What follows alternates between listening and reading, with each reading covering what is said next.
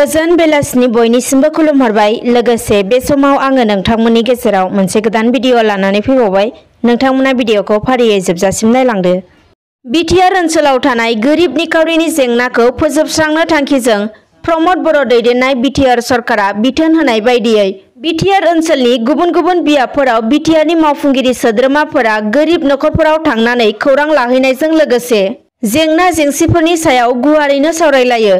थिग बेबायदिनो दिनैबो बिटिआरनि मावफुंगिरि सोद्रोमा रेवरेवा नार्जिहारि बिथाङाबो गावनि 4 नं जमदुवार बियाबनि सिङाव थानाय गुबुन गुबुन बिसिडिसिनि सिङाव थानाय गोरिब नखरफोराव हाबनानै जाग्रा मुवा हैनायजों लोगोसे जेंनाफोरनि सायाव गुवारै सावरायहैयो आरो बे हाबाफारिनि गेजेरजोंनो बिथां रेवरेवा नार्जिहारिया बुङो दि आथिखालनि बिटिसिनि गाहाय बिथाङा एबा बिटिआर खुंथाया बिटिसि गोरोबथानि उनाव जाय रायजो राजाफोरा सरकारनिफ्राय जेबो बिथांखि मोनाखै बेफोरबायदि गोरिब नखरनि रायजो राजाफोरनि नखराव बिटिआरनि मावफुंगिरि सोद्रोमाफोरा हाबगासिनो दं होनना फोरमायनायजों लोगोसे सरकारनि गासै बिथांखिफोरखौनो रायजो राजाफोरखौ मोनहोनो नाजागोन होननानै बिथाङा फोरमायथियो। बेजों लोगोसे बिथाङा बुंबावो दि जाय रायजो राजाफोरा अरुणोदय बिथांखिखौ सेथि फारिलाइयाव मोननो हायाखै बिथांमोना नैथि फारिलाइनि गेजेरजों मोननो हागोन। बेनि हाबाखौ मावगासिनो दं होननानै बिथाङा दिनै खौरांगिरिनि गेजेरजों रोखा फोरमायथिदों। मख'नो नांगोन दि बे हाबाफारियाव बाहागो लादोंमोन बिटिआरनि मावफुं सोद्रोमा रेवरेवा नार्जिहारि, जमदुवार बियाबनि टिसिएलनि लोगो चेयारमेन निथुल बसुमतारी आरो इउपिपिएल बिजेपि दोलोनि माखासे मावथिफोर बिथांमोना बे हाबाफारियाव बाहागो लादोंमोन।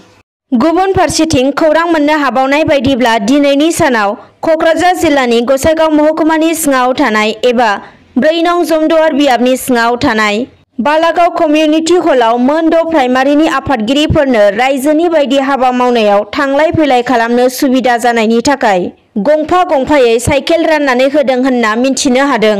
मख'नो नांगोन दि बे हाबाफारियाव गसाइगाव जिल्ला इउपिपिएल दोलोनि आफादगिरि जिरन बसुमतारीया गाहाय आलासि महरै बाहागो लानानै गावनि आखाइजोंनो साइकेलजों लोगोसे गांसे गस्ला आरो आर'नाइ होनानै मान बावनानै राननानै होयो। गुबुन फारसेथिं मोनथिनो मोननायाव प्राइमारि इउपिपिएलनि साइकेल मोनगिरि आफादगिरिफोरनि ब्लकनि मुंफोरा फारियै जानालि, बालागाव, बरफुर, मजाथि, खासियाबारि आरो बुरासारा। बिनि अनगायैबो उननि समफोराव 4 नं जमदुवार बियाबनि सिङाव थानाय गुबुन गुबुन प्राइमारिफोरनोबो उनाव गासैबो साइकेलखौ होनाय जागोन होननानै मिन्थिनो हाबावदों। दानिया गुबुन खौराङाव फैदो। बर' हारिनि थामोनथा रैखाथिनि थाखाय गोलाव बोसोर सम NDFB मुङाव गावनि जिउखौ बावसोमबोनाय बिथां प्रदीप बर'आ अबथिरायै रुंसारि जालांबाय।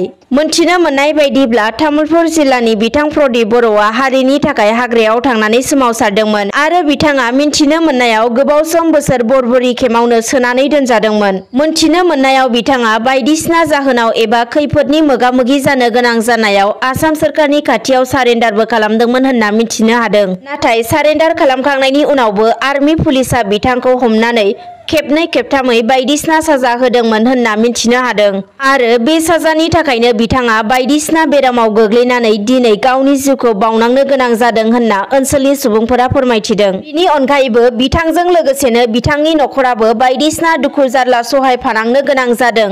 लोगोसे पुलिस मिलिटारिनि बायदि नोजोराव नखरनि सोद्रोमाफोराबो साद जाल्लायाव गोग्लैनो गोनां जादों होनना ओनसोलनि सुबुंफोरा मिन्थिहोदों। बिनिखायनो बिथां प्रदीप बर'नि नखराव जाहाथे साग्लोबसारनाय माखासे हेंथा एबा दुखु जारलाफोरखौ दानि बिटिआर सरकारा नायस'नो एबा हेफाजाब होयो बिनि थाखाय ओनसोलनि सुबुंफोरा प्रमद बर' दैदेननाय बिटिआर सरकारनिसिम खावलायहरदों। दानिया फैबावदो। बर' सावथुन मुलुगनि मुंदांखा फावखुंग्रि गेमस्रि दैमारि आरो फावखुंगुर जेम्स मुसाहारि बिथां सानैया थांनाय माखासे सानफोराव गावजों गाव बाथ्रा दान्थेलायनाया ससियेल मिडियानि गेजेरजों गोबां भाइरेल जालांदोंमोन।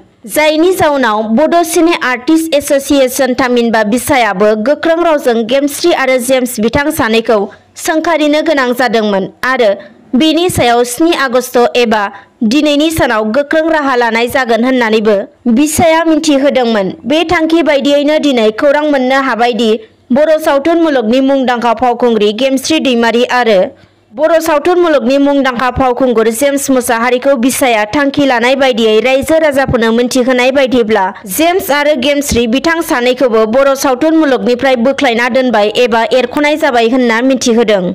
दानिया फैबावदो दिनै 7 आगस्ट अदेबानि मंगलबार दिनैनि सानखालि बड'लेण्ड जनजाति सुरक्षा मन्चनि मावफुंगिरि सोद्रोमा दावराव देख्रेब नार्जारिया मोनसे खौरांगिरि मेल खुंफुंदों। बिथांमोना बे खौरांगिरि मेलखौ मोनबा दाबिखौ लानानै खुंनाय जादों। बे मोनबा दाबिफोरा फारियै आसामाव ट्राइबेलफोरनि हेंथायै खुंथायखौ बन्द खालामनांगौ, सोरखारा ट्राइबेलनि हेंथायै लानाय केबिनेट थांखिखौ बन्द खालामनांगौ आरो आसामाव ट्राइबेलनि मोनथायखौ थार खालामनांगौ आरो ट्राइबेलफोरखौ गादबनाय आरो नासयनायनिफ्राय उदां खालामनांगौ। बेनि अनगायैबो जनजाति ट्राइबेल माहारिफोरनि हारिमुखौ फोथांना लाखिनांगौ। बेनिखायनो बे मेलनि गेजेरजों बड'लेण्ड जनजाति सुरक्षा मन्चनि मावफुंगिरि सोद्रोमा दावराव देख्रेब नार्जारिया गोख्रों अजद होयो दि आसामनि खुंथाय गोहोआव थानाय बिजेपि सोरखारा आसामाव ट्राइबेलफोरनि राव हारिमु थामोनथा आरो मोनथायखौ हुखुमोरनो नाजादों होननानै। बिनि अनगायैबो बड'लेण्ड जनजाति सुरक्षा मन्चनि मावफुंगिरि सोद्रोमा दावराव देख्रेब नार्जारिया बुंबावो दि बिटिसि ओनसोलनि ट्राइबेल बेल्ट आरो ब्लकनिफ्राय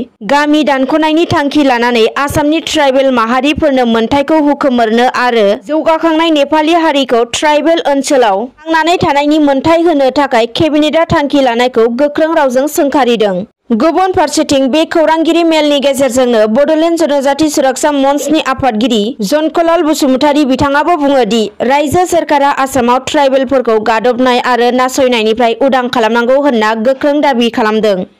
क'क्राझार जिल्लानि सिङाव थानाय बसकाउन गेलेग्रा फोथाराव दिनै जमदुवार दख'रा दुलाराय बर' फरायसा आफाद इउपिपिएल आरो बारग' NDFB आफादनि बानजायनायाव बर' लाइमोनफोरनि थाखाय आगु सोलोंथाइ होनाय हाबाफारि लानाय जादों। मोनथिनो मोननायाव दानसेनि बिथांखि लानानै बे हाबाफारिखौ लानाय जादों आरो बे हाबाफारियावनो गासै 657 लाइमोनफोरा मुं थिसनदों होनना मिन्थिनो हादों आरो गासै मुं थिसननाय लाइमोनफोरखौ फोरोंथाइ होनो थाखाय फोरोंगिरि आरो आदब खायदा फोरोंनो फोरोंगिरि थिसननाय जाबाय होननानै मिन्थिनो हादों। बेजों लोगोसे बिटिआर सोरखारनि बिथोनजों बे हाबाफारिखौ दानसेनि थाखाय लाइमोनफोरनि थाखाय पुलिस, पेरामिलिटारि, इन्डियान आर्मि बायदि बायदियाव गोरलैयै थिसनथाइ लानो हानायनि गोजौ बारनाय, खारनाय, गोलाव बारनाय आदब खायदा कौशलफोरखौ बे हाबाफारिनि गेजेरजों फोरोंनाय जागोन होनना मिन्थिनो हादों।